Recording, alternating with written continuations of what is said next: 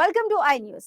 Cinema పరిశ్రమలో ప్రస్తుతం OTT platform లో ప్రభావం పెరుగుతున్న నేపథ్యంలో ప్రముఖ నటుడు విజయ్ సేతుపతి చేసిన వ్యాఖ్యలు ఇప్పుడు చర్చనీయాంశంగా మారాయి.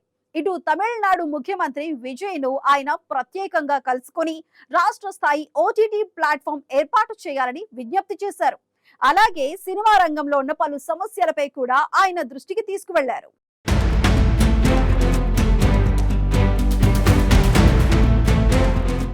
తమిళ చిత్ర పరిశ్రమలో డిజిటల్ విప్లవం వేగంగా పెరుగుతున్న నేపథ్యంలో థియేటర్ వ్యాపారం మరియు చిన్న సినిమాల విడుదల సమస్యలు మరింత క్లిష్టంగా మారుతున్నాయి. ఈ నేపథ్యంలో నటుడు విజయ్ సేతుపతి ముఖ్యమంత్రి విజయ్ను కలిసి కీలక సూచనలు చేశారు.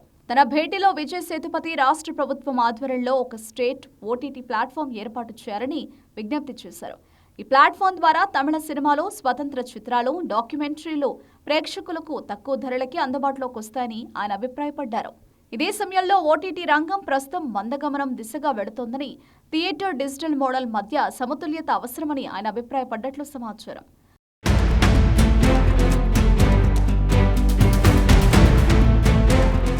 సినిమా పరిశ్రమలోని ఇతర సమస్యలను కూడా ఆయన ప్రభుత్వం దృష్టికి తీసుకెళ్లినట్లు తెలుస్తోంది.